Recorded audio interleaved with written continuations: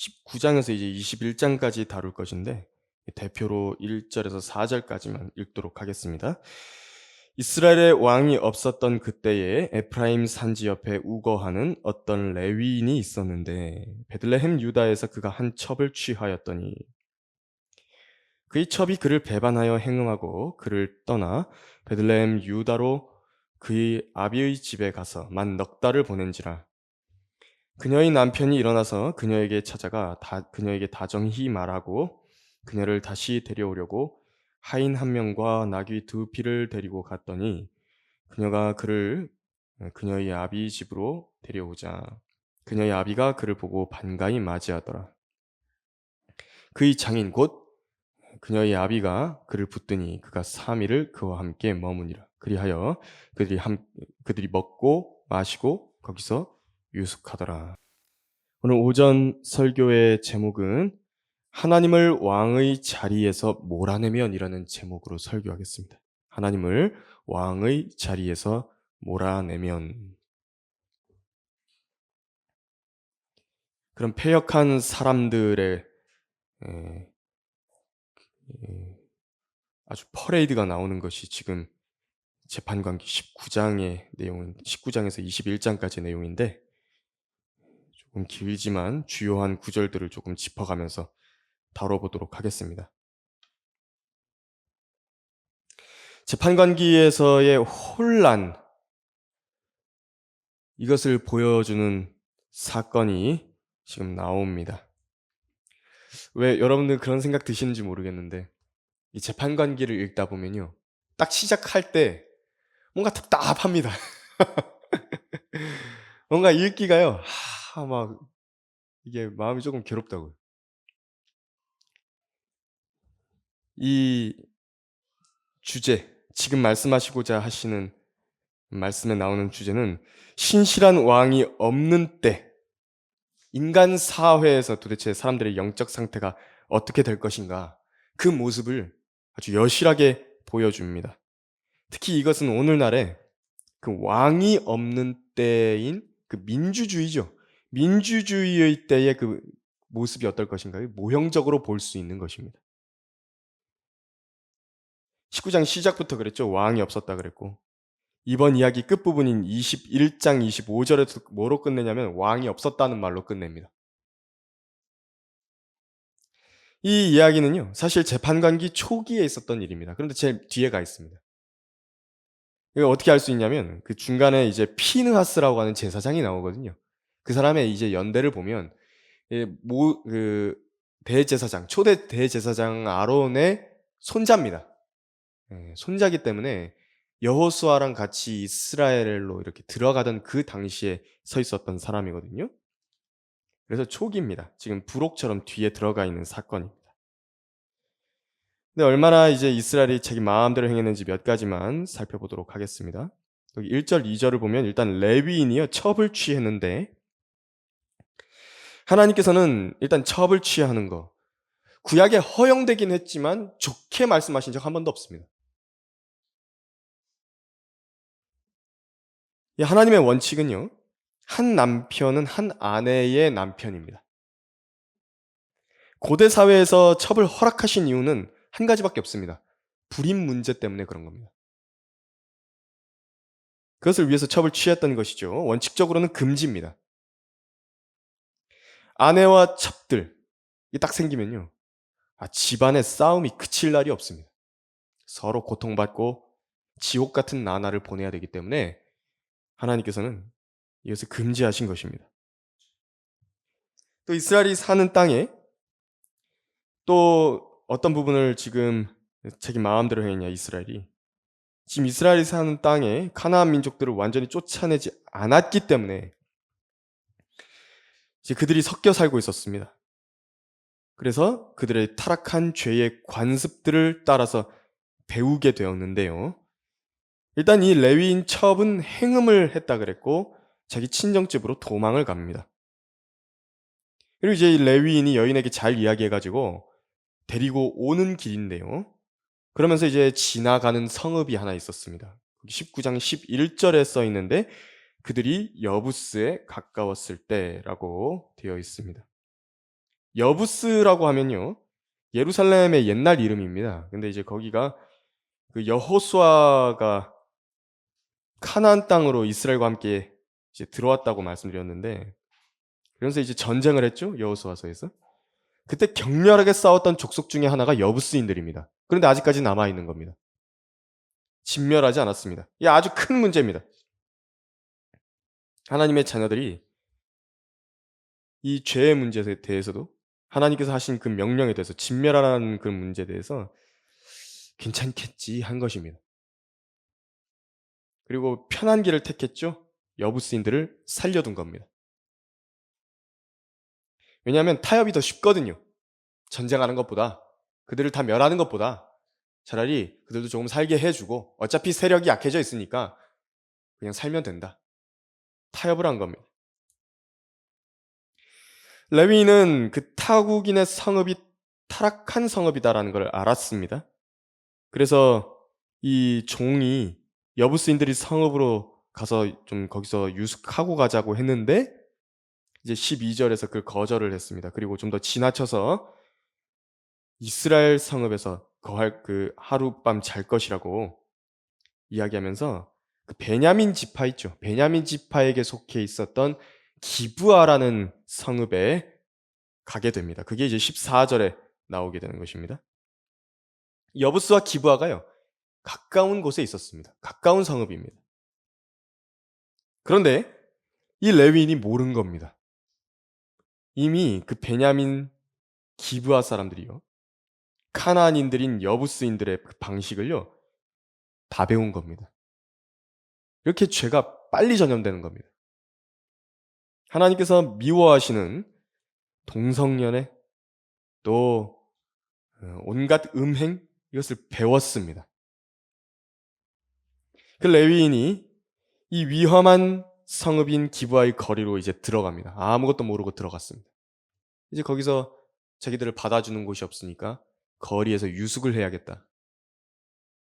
그리고 그렇게 생각하고 있는데, 거기에 오랜 노인 하나가 지나가고 있다가 그 레위인을 보고 거리에서는 유숙하면 안 된다라고 하면서 자기 집으로 맞아들여 준 것입니다.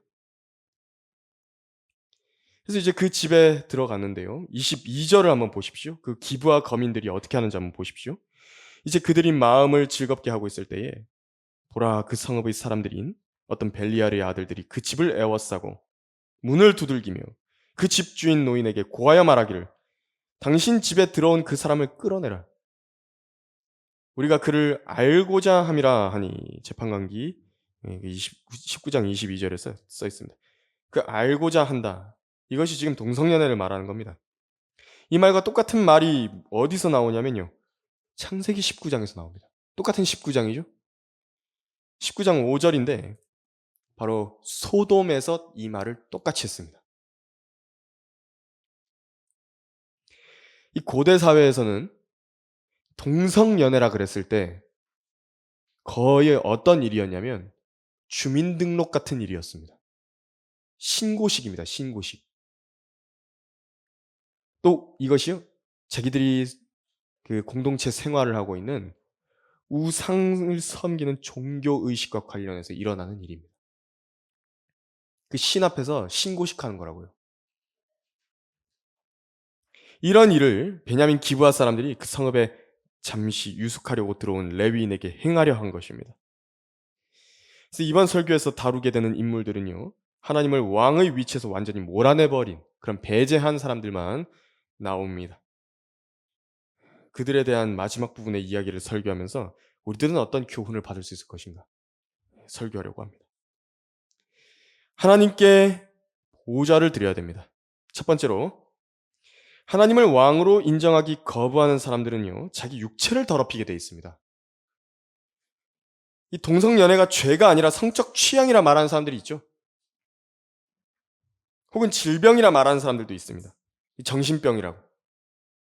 혹은 어떤 과거의 충격 때문에 얻게 된 불쌍한 장애 정도로만 취급하려는 사람들이 있습니다. 그리스도인들 중에서도. 그러니까 교회 다니는 사람들이랑 목사들이랑 신학자들 중에서도 그런다고요. 성경은 그렇게 말씀하신 적이 없거든요. 죄라고 말씀하셨습니다. 분명히. 동성연애는요, 당사자가 하나님을 대적하기 때문에 지는 죄이지요. 결핍이라든지 결함 정도가 아닙니다. 하나님께서 그렇게 말씀하신 적이 없다고요. 근데 왜 자기가 그렇게 이야기하냐고. 기본적으로 창조주 하나님과 그분의 권위를 인정하지 않기 때문에 허용하는 것이, 받아들여지는 것이 동성연애입니다. 내가 원해서 남성으로 태어난 것이 아니고 내가 원해서 여성으로 태어난 것이 아니기 때문에 내가 내 의지로 자기 성적 취향을 고를 수 있다. 내 성별을 고를 수 있다. 이야기하는 것입니다. 그게 동성연애입니다. 인간이 신입니다. 인간이 왕이라고요. 그래서 자유주의자들, 좌파 진보 정치단체들, 시민단체들, 또 진화론적인 사고방식을 배우고 교육받은 모든 자들 전부 다 동성연애를 반대하지 않습니다. 그런데 거기에 기독교라고 이름 붙인 사람들이요. 기독교인이라고 이름 붙인 사람들이 거기 껴드는 것입니다. 그들이 눈앞에는 하나님을 두려워함이 없습니다. 사람이요. 무신론, 곧 유일하신 창조주 하나님을 거부하고 대적하는 이론이죠. 그리고 무신론에서 나온 진화론을 받아들이게 되면 동성연애를 인정할 수밖에 없는 사고체계를 갖게 됩니다. 왜냐하면요. 그들의 논리가 이겁니다. 모든 생물이 한 근원으로부터 나왔다는 겁니다. 아메바로부터 나왔답니다. 그렇기 때문에 거기서부터 출발해서 진화한 것이기 때문에 결국에 성별이 없다라는 겁니다. 원래 똑같은 거였다는 겁니다. 수간도 거부할 게 아니라는 겁니다. 짐승들과 교접하는 거 있죠. 왜? 어차피 아메바에서 나왔다. 인간이요. 하나님을 그분이 마땅히 누리셔야 하는 지위에서 배제를 했더니 어떻게 됐냐니까 최종적으로는 하나님께서는 그들의 마음의 정욕에 따른 더러움에 그들을 내버려 두신 것입니다. 그들 자신에게 합당한 보응을 받게 하셨다고 로마서 1장에서 말씀하신 겁니다. 그래서 진정한 민주주의라고 했을 때, 진정한 인본주의라고 했을 때, 진정한 공산주의라고 했을 때, 이런 사상체계, 사람의 그 정치 사회 체계들은요, 사람들을 동물과 짐승처럼 그들과 하나 되게 만들어 버리는 것입니다. 어떤 면에서나, 정신적으로나 육체적으로나. 이들에게 창조주 하나님과 그분이 정하신 법과 질서, 공의와 진리를 제시하면서 하나님 말씀에 순종해야 된다고. 그러면 내가 왜 그것을 지켜야 되냐? 불평하는 것입니다. 하나님이 계신 것 자체가 싫다고요. 이것이 기본적인 죄인들의 죄성입니다. 근데 한번 잘 생각해 보십시오. 이상하지 않습니까? 하나님이 몸을 만들어 주셨다고요. 살아갈 수 있는 모든 걸 만들어 주셨고 그 사람 생애에서 선한 것들로 채워 넣어 주셨는데도 사람들이 하나님을 증오하는 마음이 막 꾸멀꾸멀 올라오는 것입니다. 하나님을 신경 쓰고 싶지가 않다고. 하나님이 없었으면 좋겠다고. 죄성입니다. 세상에 있는 그 어떤 불행하다고 말하는 사람들 있죠. 내가 지금 불행한 상황에 처해 있다. 난 불행한 사람이다. 그런데 그런 사람들 중에서 적어도요. 먹을 것을 먹으면서 좋은 맛 한번 느껴보지 않은 사람 단 한 사람도 없습니다. 그 단맛, 그 기쁜 맛을 한 번도 느껴보지 않은 사람이 없다고요. 어떤 불행하다고 말하는 사람도, 세상에 있는 어떤 사람도 한 번도 입에 미소와 웃음을 지어보지 않은 사람은 한 사람도 없습니다. 하나님께서 베풀어 주신 선하심들인데 그게 그 사람 인생에서 적어도 한 번은 느꼈던 겁니다. 한 번은 경험해 왔습니다. 적어도 한 번은. 그런 적 없다고 말하는 사람은 거짓말하는 겁니다. 그런데 그런 선하심들에 대해서는 하나님께 제대로 한번 감사드려 본 적이 없습니다. 내게 이렇게 맛있는 음식들로 내 입을 채워주셔서 감사합니다. 하나님께서 이것을 만들어 주셔서 제가 이렇게 기쁨을 누렸습니다. 제가 이렇게 웃을 수 있는 일을 주셔서 감사합니다. 말해본 적이 없다고요. 하나님께 감사한 적이 없다고요. 그것을. 죄인들은 하나님을 미워합니다. 그래서 계속 이야기하는 겁니다. 왜 나를 남자로 태어나겠습니까? 왜 나를 여자로 태어나겠습니까? 그렇게 말하면서 이제 그게 도를 넘어가면 어떻게 되냐? 이제 선을 넘어가는 겁니다. 사람이 자기가. 그러면서 자유, 자유 부르짖으면서 동성연애를 정당화하는 것입니다. 그래서 이제 그렇게 행해놓고 이제 하나님을 이긴 것처럼 그분의 규례로부터 자기 스스로가 해방된 것처럼 자랑합니다. 자기가 왕입니다. 하지만 저는 분명하게 말해줄 수 있습니다. 그 사람에게. 하나님께서 왜 나를 남자로 태어나겠냐라고 불평하는 그 사람이 만일 여자로 태어났다라고 한다면 지금보다도 훨씬 더 불행했을 것입니다. 왜 나를 여자로 태어나겠냐는 그 사람이 만일 남자로 태어났다라고 한다면 지금보다도 훨씬 더 불행했을 것입니다. 하나님께서는 자기의 애착을 갖고 있는 창조물 하나하나에게 그 창조물 하나가 최상의 삶을 살도록 필요한 몸을 주신 것입니다.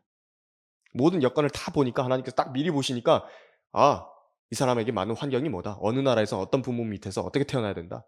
아신 겁니다. 어떤 성별을 갖고 태어나야 된다. 아신 겁니다.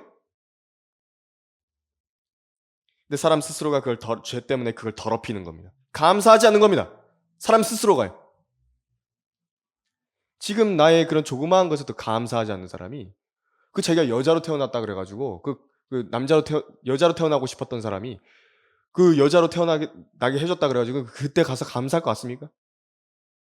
그거 어부성설 말도 안 되는 얘기라고요. 또 자신의 죄로 다른 사람들에게 해악을 끼치고 사는 겁니다. 그렇게 하면서.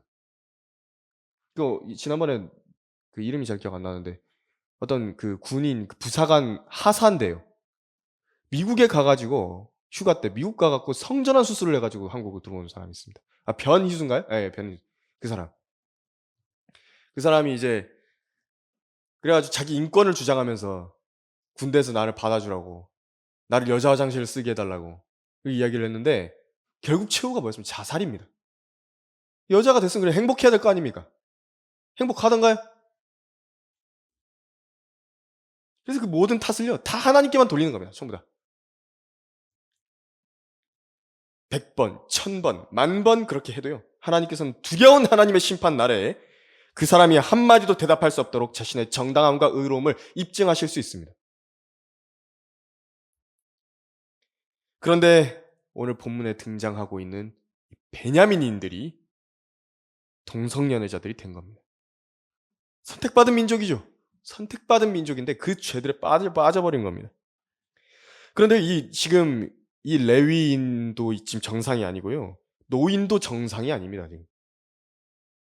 이 딸과 첩을요. 자기들이 위험에 처하니까 그 변태 성욕자들에게 넘겨버리겠답니다. 24절에서. 그러니까 율법에 따르면 어떻게 되냐면 당장 칼을 들고 나와가지고 다 죽여야 됩니다. 싸워야 된다고 그들과. 내가 죽는 한이 있더라도 그들과 싸워서 이겨야 된다고. 그 첩이요.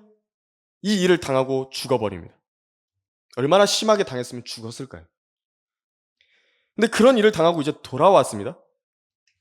집 앞에 이렇게 쓰러져 버린 겁니다. 근데 레위인이 얼마나 잔인한지 보십시오. 28절 보니까 그 일을 당했는데 괜찮냐고 그걸 물어본 거가 하나도 없습니다. 일어나서 가자. 가혹하죠? 무정하고 잔인합니다. 이것이 바로 민주사회입니다. 개인주의입니다. 그때의 레위인이면 하나님의 사역자를 말하는 것이거든요. 하나님의 사역자들이 이렇게 잔인해지는 것입니다. 자처하는 자들이. 잔인하고 무정하고 가혹해집니다. 레위인은 자기를 해하려 했다는 분노로 가득 찹니다. 첩을 위한 분노가 아닙니다. 하나님의 공의를 위한 분노가 아니었습니다. 나를 해하려 했다는 분노입니다. 그래서 첩을 어떻게 하냐니까요. 조각내가지고 이스라엘 전 지파로 보내버린 겁니다. 잔인하죠. 지금 여기 나온 사람들은 전부 다 정상이 아닙니다. 하나님이 왕이 되지 않으신 사회, 세상. 그 요지경이 되어가는 길을 우리는 지금 보고 있는 것입니다. 하나님께 보호자를 드리라 두 번째로 하나님에게서 왕으로서 지위를 뺏어버리게 되면요. 자신의 기도의 태도가 엉망이 된다는 걸 알아야 됩니다. 이 일은요, 지금 이제 이 일이 일어나다 보니까 너무 충격적이고 경악스러운 일이라 이스라엘 사람들에게 전부 다 알려져 버립니다. 그래서 20장 1절 보면 모든 이스라엘 백성이 이제 모이게 됐는데요. 군대가 소집됩니다. 보병이 40만 명이 모였습니다. 2절에서 보병이 40만 명이면 병참 지원까지 하면은 100만 이상 모인 겁니다. 그 전체 사회에서 얼마나 큰 공분이 있었는가, 그거 알 수 있는 것입니다. 하지만 여기 모인 지도자들이 죄의 원인을 제대로 분석하지 못했습니다. 표면적으로 지금 나타난 이 음란하고 어리석은 짓을 한 일에 대해서만 분노했습니다. 이 모든 원인은요, 어디서부터 시작했냐니까 이스라엘 그들 자신이 하나님의 명령에 불복종했던 일로부터 시작했다. 이 사실을 인정하지 않는 것입니다. 어디서부터 이 문제가 나왔냐면 이들 모두가 말씀에 거역하여서 카나안인들을 몰아내지 않은 것에서부터 이 문제가 시작됐던 것입니다. 여부스인들을 몰아내지 않은 그것부터 시작이었다고요. 그런데 지금 베냐민 사람들이 행한 사악한 짓만을 부각하고 있죠. 여기 12절, 14절을 한번 보십시오. 20장 12절, 14절. 이스라엘의 지파들이 베냐민 온 지파에게 사람들을 보내어 말하기를 너희 가운데서 행한 이런 일이 얼마나 사악하냐? 그러므로 이제 기브아에 있는 벨리알의 자식들인 그 사람들을 우리에게 넘겨주어 우리가 그들을 죽여 이스라엘에서 악을 제하게 하라 하였으나 베냐민 자손이 이스라엘 자손인 그들 형제의 음성에 경청하려 하지 아니하고 오히려 베냐민 자손이 성읍들에서 기브아로 모여 이스라엘 자손을 대적하여 싸우러 나가려 하니라 그랬습니다. 근본적인 문제를 지금 짚지 않았습니다. 근데 정말로요, 이 정도 한 40만 병력을 모았다 그러면 지금 남아있는 그 카나안인들 멸하라고 하셨던 하나님의 명령이 있지 않습니까? 그거 지킬 수 있는 거 아닙니까? 카나안인들 정벌하러 가야죠 또. 베냐민만 칠 게 아니라. 그건 안 하는 겁니다. 그건 안 해요. 그리고 다 그냥 표면적인 그 일을 행한 사람한테만 다 화살을 돌린 겁니다. 이들이 지금 이 9절까지요. 그 14절까지 읽었는데 저희가 이 이전 20장의 모든 그 앞선 구절들을 한번 나중에 다 읽어 보십시오. 거기 보면은 한 가지 특징이 나옵니다. 뭐냐면 여기서 단 한마디도 그런 말 하는 사람이 없습니다. 하나님의 명령을 거역했다든지 주께서 주신 율법을 거슬렀다든지 하나님의 말씀에 따르지 않았다든지 그런 식의 말을 하지 않습니다. 그런 말 한마디도 안 나옵니다. 그저 이 기브아인들이 도덕적, 사회적 무리를 일으키고 피해를 줬다. 이것밖에 없습니다. 이 내용이. 왜 그렇게밖에 말할 수 없는지 이유가 있죠. 이 전쟁을 하려고 모인 이스라엘 그 자신도 하나님 앞에 올바르지 않기 때문에 그런 것입니다. 그들에게도 지금 왕이 없는 상태라고요. 하나님이 빠져버린 의분과 공분은 나쁜 일들에 대한 의분과 공분이 있지 않습니까? 하나님이 빠져버린 상태에서 하는 것들, 우상숭배자들도 하는 일입니다. 하나님과요, 그렇게 막 엄청 큰 관련이 있는 일이 아닙니다. 여기서 이제 싸움이 붙는 겁니다. 이스라엘 전체 40만 대 베냐민 지파, 한 지파. 베냐민 지파가 약 한 2만 6천 명인가? 2만 7천 명, 8천 명 되는데 그래서 이제 이스라엘이 싸우기 전에 그래도 자기들이 이제 선택받은 민족이라고 하나님께 물으러 갑니다. 근데 이제 기도에 관한 교훈과 태도를 여기서 분명하게 배울 수 있는 것이 나옵니다. 18절을 한번 보겠습니다. 이스라엘 자손이 일어나서 하나님의 집에 올라가 하나님의 조언을 구하여 말하기를 우리 중에 누가 먼저 베냐민 자손을 치러 올라가리까 하니 주께서 말씀하시기를 유다가 먼저 올라가야 하리라 하시니 라고 되어 있습니다. 그런데 이 싸움에서 어떻게 되었냐니까 21절 보면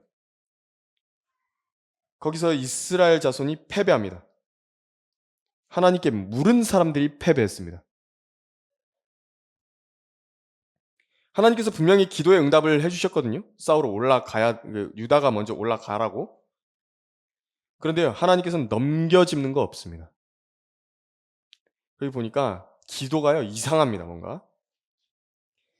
하나님께 싸우러 올라가야 되냐, 마냐부터 사실 물어봤어야 되는 것이 맞거든요. 근데 지금 일단 18절에서 뭘 어떻게 했냐니까, 올라간다는 건 기정사실이고, 그 중에서 누가 먼저 올라가냐, 그걸 묻고 있는 것입니다.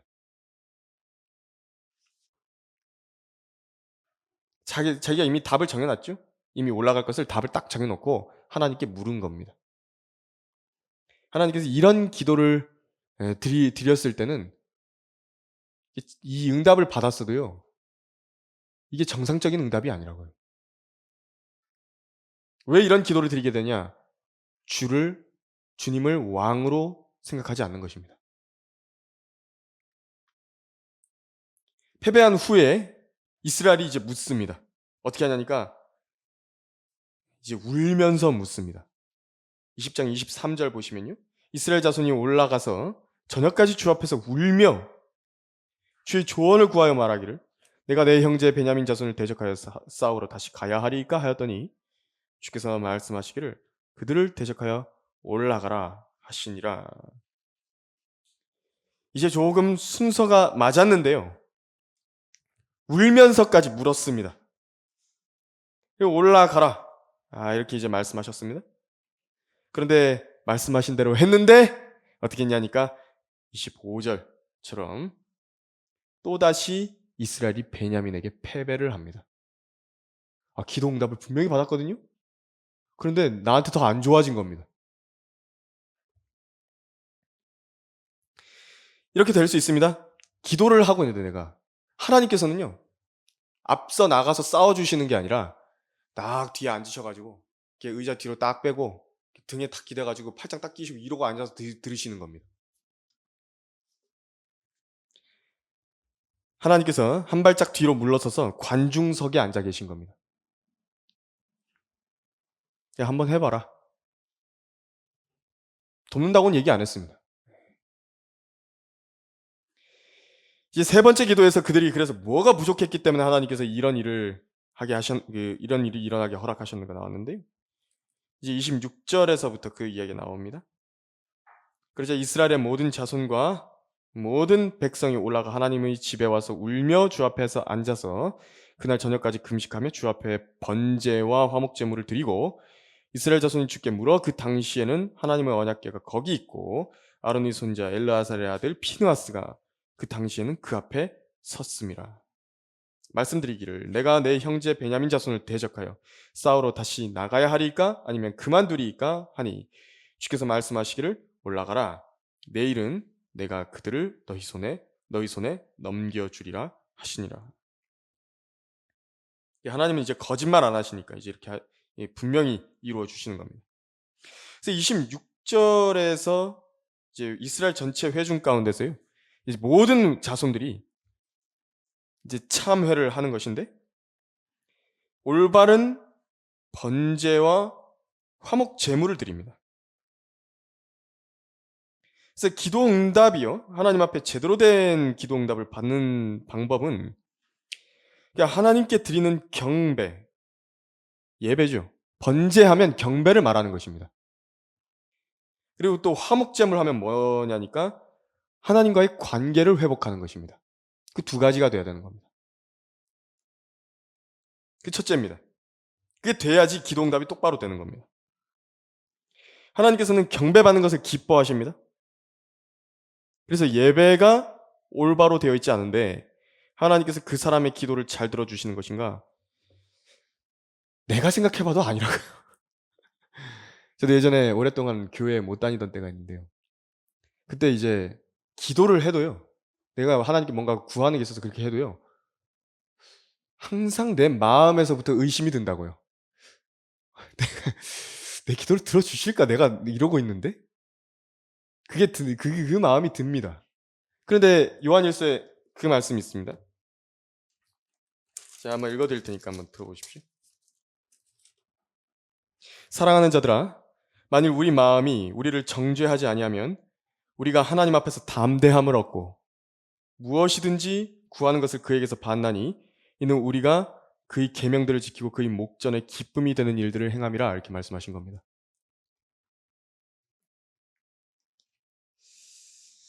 그리고 이제 어떻게 했냐니까 하나님의 언약궤가 거기 있었다 그랬고 거기에서 이제 에, 피느하스가 있었는데 피느하스는 예수 그리스도의 예표입니다. 올바른 대제사장의 예표거든요.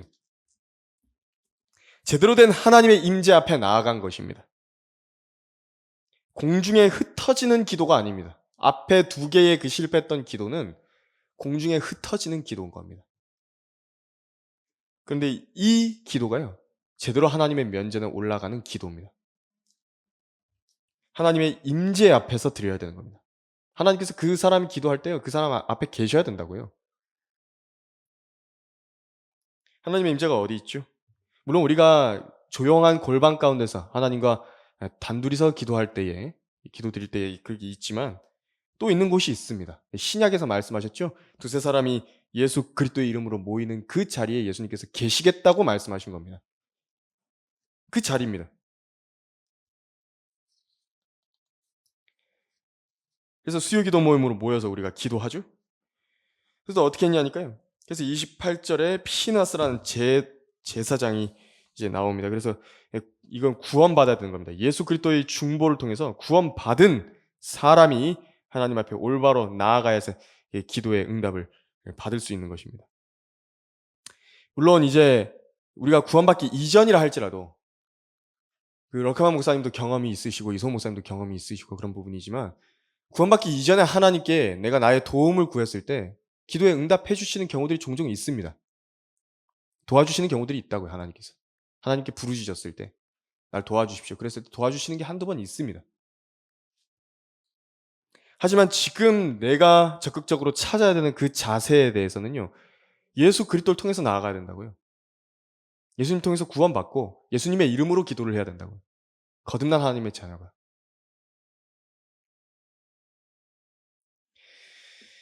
그렇죠. 그래서 지금 이 마지막 기도는요. 기도 내용에서도 이제 태도가 올바라졌습니다. 28절 보니까 내가 내 형제 베냐민 자손을 대적하여 다시 싸우러 다시 나가야 하리이까 아니면 그만두리이까. 지금 이제 그 얘기까지 하는 겁니다. 내가 하나님의 뜻이 아니면 안 하겠다고. 그만두겠다고. 내가 손해본 것도 많이 있지만 내 하나님 뜻 아니면 거기서 돌이키겠다고. 거기서까지 하나님의 뜻에 이제 의탁하는 겁니다. 바로 이 기도에 하나님께서 들으시는 겁니다. 저도 예전에 한번 그 사기당한 적이 있거든요. 그 전세 사기당한 계약금 이렇게 걸려 있었는데 그 빌라왕 그 사기 요즘에 나오지 않습니까? 한번 말씀드린 적이 있는 것 같은데 그때 이제 거의 포기했습니다. 그러니까 계약금 그 걸었던 거 그 자체를 제가 실수한 게 있으니까요. 하나님께서 이거 그냥 손 놓으라고 하신 거면 내가 그냥 놓겠다고. 꽤 되는 금액이었는데요. 한 1,200만 원인가요? 되는 금액이었는데 근데 그걸 딱 이제 놓고 그거 막 쥐고 있으니까 막 죽겠는 겁니다, 제가. 막 속이요. 막 타들어가는 것 같다고요. 스트레스 받고. 잠도 안 자고, 못 자고. 막 죄책감과 막 이런 게요. 막 낙심이요. 막 몰려오는 겁니다, 막. 사방에서. 근데 이제 이걸 놓은 겁니다, 손에서. 그리고 하나님께 그냥 내가 이걸 포기하겠다는 심정으로 이제 기도를 한 것이죠. 하나님께서 그때 이제 도와주신 겁니다. 대부분 찾았습니다. 위약금 쪽으로 조금만 물고, 그리고 이제 나머지는 다 찾은 겁니다. 하나님께 보좌를 드리라. 세 번째로 하나님이요 자신의 왕이 되지 않는 사람들은 화를 절제하지 않습니다. 거기 20장 46절 48절에 보면 이제 베냐민이랑 전쟁을 이제 하게 되는데 하나님 말씀에 따라 가지고 그 결과가 이제 나옵니다. 그리하여 그날에 베냐민의 쓰러진 자는 모두 칼을 뺀 2만 5천 명이었으니 이들 모두가 용맹한 사람들이더라. 그러나 600명은 돌이켜 광야로 도망하여 림몬 바위에 이르러 림몬 바위에서 넉 달을 지냈더라. 이스라엘 사람들이 베냐민 자손에게로 다시 돌이켜 칼날로 그들을 쳤으니 각 성읍 사람들은 물론이요 짐승들도 손에 닥치는 대로 쳤으며 또한 그들이 잃은 모든 성읍들을 불살랐더라고요. 하나님께서 기도에 들어주셔가지고 거기 앞선 35절에서 앞부분에 써 있죠. 주께서 이스라엘 앞에서 베냐민을 치심으로 그랬습니다. 예, 주님께서 이제 직접 나가서 도와주신 겁니다. 치신 겁니다. 기도에 들어주셨습니다. 그리고 이제 이 베냐민인들이 어떻게 당하냐니까 여호수아에 나오는 그 아이성 전투 사례처럼 당하게 됩니다. 아이성 전투에서도 막 아이성에 있는 사람들이 기고만장해가지고 성읍 바깥으로 막 쫓아나왔거든요. 그때에 이제 빈 집을 턴 것입니다. 내복병들이 일어나가지고 아이성을 다 불살라버렸다고. 그것처럼 지금 베냐민 자손의 그 성읍을 친 것입니다. 그리고 이제 하나님께서 도우셔서 손쉽게 싸움에서 이긴 것입니다. 우리가 읽었던 그 구절도 그렇고 43절에서도 그 말이 나옵니다. 손쉽게 그들을 짓밟더라. 하나님께서 도우셨더니 아주 손쉽게 짓밟아. 그 이전에 엄청 고생했거든요. 하나님께서 도우시니까 손쉽게 그냥 해버린 겁니다. 하지만 중요한 것은요. 우리가 여기서 알아야 될 가장 중요한 교훈이 뭐냐면 기도 한 번의 응답을 이렇게 다 받았다는 게 있단 말입니다. 어떤 사람들의 생애에서. 그런 어떤 문제가 해결된 게 있습니다. 실제로 하나님의 기도 응답에 의해서. 근데 그거 한 번을 했다 그래가지고요. 모든 하나님의 본성에 동참하게 되고 그분과의 빛 가운데서의 그 교제로 훈련됐다. 이 말은 아니라는 걸 알아야 됩니다. 근데 사람들이 착각을 하는 겁니다. 기도 응답 딱 받으니까 너무 좋거든요. 자기가 자동적으로 그게 된 줄 알아요. 이런 상태에 있는 그 상태에서는요, 여전히 다른 문제들을 야기합니다. 이제 그걸 볼 것입니다. 이스라엘인들이 이제 베냐민들을 막 짓밟았거든요? 분노로 막 표출했어요. 분노를 막. 근데 이걸 자제해야 했습니다. 자기들이 패배했을 때, 그 처음에 2번 패배하지 않았습니까? 그때 하나님의 뜻을 구했고 또 기도를 했죠? 진지하게 하나님께 다가서지 않았습니까? 그것처럼 승리한 이후에도 베냐민의 나머지 처분에 대해서 하나님께 구하고 또 하나님의 응답을 기다렸어야 됐습니다. 그게 습관처럼 이렇게 딱 자기 몸에 배어 있었어야 됐습니다. 기다렸어야 됩니다. 그런데 이게 그냥 한번 기도에 응답 받았다 이것밖에 없다 보니까 이게 얕아버린 겁니다. 하나님과의 올바른 상하 관계가 이 일상적인 생활 가운데서 습관적으로 다져지지 않은 사람들이 어떻게 행동하는가에 대한 모형입니다. 이것이. 기도응답 후에 결국 자기들의 분노에 따라서 성급하게 행동하게 되는데 반복적으로 또 했던 잘못을 반복합니다. 이전에도 했던 것처럼 하나님께 의탁하는 대신 곧 자기들의 왕을 찾아가는 대신 자기들의 뜻과 자기들의 감정과 자기들의 선택을 앞세워 버리는 것입니다. 21장 1절에 그 장면이 나옵니다. 그때 이스라엘 사람들이 미스페에서 맹세하여 말하기를 우리 중에 아무도 자기 딸을 베냐민에게 아내로 주지 아니하리라 하더라. 이 말 하면 안 됐었거든요. 그러니까 하나님의 도우심 가운데서 베냐민에게 적절하게 징계를 내렸다라고 한다면 인간적인 분노와 그 나머지는 잠재울 필요가 있었던 것입니다. 하지만 이것이 이제 훈련이 되지 않은 상황이었기 때문에 이제 또 발을 헛디뎌 버린 겁니다. 다른 문제가 또 야기돼 버립니다. 하지 말아야 될 맹세를 했습니다. 그리고 이제 2절, 3절처럼 또 웁니다. 자기들이 해놓고 자기들이 울어요. 2절에 그랬죠? 하나님의 집에 와가지고 저녁까지 또 목소리 높여서 우는 겁니다. 계속 우는 소리만 합니다. 하늘에까지 미치는 노여움으로 자기 형제들 지파 하나를 초토화시켜놓고 이제 그 후회하는 겁니다. 아주 분노와 노여움을 주의해야 되죠. 분노와 노여움을 주의해야 되는 것입니다. 아니 이 정도로 정말 초토화시킬 생각이었다라고 한다면 카나안인들한테 그렇게 하지. 그들한테는 그렇게 안 하면서 필리스티아인들한테는 그렇게 안 하면서 자기 형제들한테는 그렇게 한다고요. 자기 형제들한테.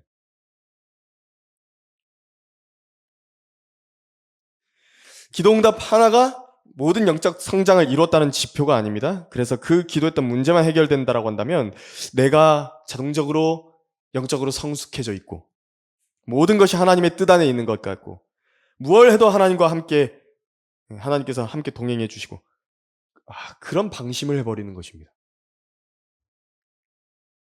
이스라엘 백성도 그렇고 그렇게 생각하고 바로 제한 없이 자신의 분노를 터뜨린 것입니다. 하나님께서 주시면 딱 선이 있거든요. 근데 그거를 안 보는 겁니다. 그냥 거기까지 넘어가도 난 상관없어 그러면서 넘어가 버리는 겁니다. 절제가 안 됩니다. 그리고 이제 일을 다 벌려놓은 뒤에는 후회 막급입니다. 뱉을 말들 다 뱉어놨죠. 행할 것들 다 해놨죠. 관계는 다 망쳐놨죠. 그렇게 해놓고 이제 후회하는 겁니다. 이렇게 된 사람은 어떻게 되냐니까 마음이 급해집니다. 그래서 하나님께 또다시 기도로 묻기 어렵습니다. 왜냐하면 자기가 해놨거든요. 하나님의 뜻을 뒷전으로 제쳐놓고 이제 어떻게 하냐니까 이스라엘 백성들 자기들끼리 이제 다시 모여가지고 자기들만의 방법을 빨리 고안해가지고 이거 빨리 수습하자 그렇게 된 겁니다. 두 가지 해결책을 제시했는데 첫 번째, 자기들과 베냐민을 싸우러 함께 나오지 않은 거민들을 강제로 멸하자. 그래서 그 거민들을 다 죽이고 거기서 남자를 알지 못하는 처녀들을 구해다가 베냐민 자손과 혼인하게 해주자. 왜냐하면 우리 딸들은 줄 수 없으니까. 잔인합니다. 잔인한 이야기를 한 겁니다. 베냐민 전사들이 600명이었는데 근데 다 채워보니까 또 400명밖에 안 되거든요. 나머지 200명이 지금 아내가 없는 겁니다. 얼마나 잔인하고 또 무대뽀입니까? 기껏 고안했다는 게 이겁니다. 그럼 어떻게 하냐니까 또 이번에는 실로의 딸들이 춤추러 나오면 베냐민 너희들 얻지 못한 그 200명의 사람들이 그 실로로 가라고. 그래서 그 딸들 가운데서 200명을 강제적으로 납치를 해가지고 아내로 삼아라. 그런 것입니다. 그러면 자기들이 직접 맹세에 의해서 딸을 준 것은 아니거든요. 자기들은 맹세해서 피해가고 그리고 맹세를 어긴 건 자기들은 아니니까 괜찮다는 겁니다. 아주 궁색한 그런 대안이 나온 겁니다. 자기가 이제 수습하려고 그러면 이런 게 나오는 겁니다. 하나님의 자녀들은 이 분노할 때요, 이게 의식을 갖고 해야 됩니다. 그러니까 의식을 잃어버리면 안 됩니다. 화를 내되 죄를 지어서는 안 됩니다. 해가 지기까지 분노를 품고 있어서는 안 됩니다. 에베소서 4장 26절에서 말씀하셨습니다. 이 절제가 딱 돼야 됩니다. 개역 개정판은요, 까닭 없이 자기 형제에게 노하는 자에 대한 예수님의 경고에서요, 그 까닭 없이를 삭제를 해버렸습니다. 그래서 화 자체를 내지 말라 그렇게 해버렸는데 마태복음 5장 22절에서요, 완전히 오류죠. 예수님도 화 내셨습니다. 모세도 화를 냈고요. 근데 화라는 걸 하나님께서 주시는 것은요, 이 용도가 있습니다. 이 화를 안 내고 그냥 어떤 문제에 대해서 그냥 좋게 말하죠? 그러면 해서는 안 되는 일에 대해서 그 일을 하고 있는 사람한테 인상을 줄 수가 없습니다. 인상을 못 줘요. 하지 말라는 얘기인지 하라는 얘기인지 그게 분명하지가 않다고요. 화가 없으면. 기억에 잘 안 남습니다. 그럼 어떻게 되죠? 또 반복하는 겁니다. 그러니까 하나님께서 화라는 감정을 허락하시고 그걸 사용하게 하시는 건 교정돼야 되는 잘못된 행동과 죄에 대해서 다시 하지 않게 하도록 그 무서움을 미리 화를 통해서 인상을 남기게 해주시는 겁니다. 그래서 다시 악에 손대지 않게 하실 목적으로 주신 겁니다. 근데 여기서 이제 막 예수님과 모세를 막 거들먹거리면서요. 예수님도 화내셨다고 막 그러면서 막 이 화내는 걸 과도하게 해버리면 어떻게 되냐니까. 그러니까 그 태워야 될 문제가 딱 있거든요. 불 살라야 되는 문제가 있습니다. 근데 그것만 태우는 게 아닙니다. 전부 다 태워버린다고요. 그러니까 이 문제를 놓고서 지금 화를 냈는데 이게 막 번집니다. 점점. 수습 불가한 커다란 문제가 돼버리죠. 일을 막 벌려놓는다고 자기가. 불로요. 소각해야 될 것만 소각을 해야지 초과상관 다 태워버리면 안 되는 겁니다. 이렇게 되면 이제 너무 어려워집니다. 그 화를 낸 사람이 이제 어려워져 버려요. 이게 뭐냐니까 자기가 이제 문제를 만들어 놓은 거 자기가 알거든요. 이거 화를 너무 내버렸다. 오버해버렸다. 그러니까 나부터가 하나님께 나아가가지고 하나님께 도움을 구해갖고 지금 제가 너무 화를 내버려서 죄송합니다. 기도하고 그렇게 돌이키기가 자존심상 쉽지가 않습니다. 사람이라는 게. 그리고 자기 방법대로 그냥 수습만 하려고 해요. 하지만 우린 분명히 알아야 됩니다. 설령 우리가 그런 잘못을 했다 하더라도 화를 그렇게 오버해서 냈다 하더라도 하나님께 자백하고 구해야 됩니다, 도움을. 제가 오버했습니다. 하나님 죄송합니다. 다시는 선 넘지 않겠습니다. 이렇게 해야 되는 겁니다. 그리고 이번에 생겨난 이런 문제들도 하나님의 도우심으로 좀 해결하기 원합니다. 저를 용서해 주십시오. 그래서 오늘 설교의 결론을 맺겠습니다. 이스라엘은요, 구약에서 민족적인 구원과 구속을 받은 하나님의 백성입니다. 그들 역시요, 하나님의 자녀들이라 불렸었습니다. 민족적인 하나님의 자녀들입니다. 하나님께서 원하셨던 것은 그들에게서 그들을 다스리시는 왕으로서의 지위를 원하셨고 주가 되길 원하셨습니다. 말로만 말고 실제적인 주가 되길 원하셨던 겁니다. 왕이 되길 원하셨습니다. 하지만 이들은 그렇게 하기를 원하지 않았던 것입니다. 그리고 이제 그들이 원하는 대로 내버려뒀더니 바로 어떤 결과가 나왔는지 우리가 재판관기의 이 마지막 이야기를 통해서 볼 수 있는 것입니다. 신약에서 우리는 이제 이것을 교훈으로 삼는 것입니다. 예수님의 고귀한 피로 우리가 구속받았죠? 구속받은 하나님의 자녀입니다. 성령으로 거듭났습니다. 개인적으로. 우리에게서도 하나님께서 원하시는 것이 있는데 성경에 기록하신 그 하나님의 그 사랑하는 아들들을 향한 명령들, 거기에 복종해서 실제적으로 명령에 복종할 때에 그분이 실질적인 주가 되시는 것입니다. 지금 명목상일지도 모릅니다. 우리에게 있어서. 실질적으로 복종을 해야 되는 겁니다. 그럼 우리가 멍에를 이제 목에다가 탁 걸게 되는 것인데 가장 행복한 멍에입니다. 자기 몸과 영을 하나님께 가장 거룩하고 순결하게 드릴 수 있죠? 기부하 사람들처럼 그렇게 안 된다고요. 또 기도와 기도의 태도들, 기도 내용과 그 자세, 기도의 자세들 다 바로잡는 것입니다. 바로잡을 수 있게 되는 것입니다. 또 하나님께 복종함으로써 자신의 말과 행실, 특히 화에 있어서도 절제할 수 있습니다.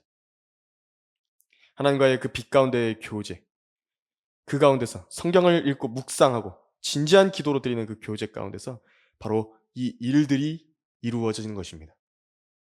기도응답, 내가 당장 필요한 그 필요의 간구 당연히 드려야 됩니다. 당연히 기도해야 됩니다. 하지만 그거 한두 가지가 이루어졌다고 우리가 마땅히 하나님 앞에 나아가야 되고 그리스도의 충만하심에 장성한 분량이 이루어져야 된다는 그것이 자동적으로 이루어지지 않는다는 걸 알아야 되는 것입니다. 그분을 자신의 마음에 합당한 왕의 자리에 모셔두시기를 바랍니다. 오늘 설교를 마치겠습니다. 기도하겠습니다.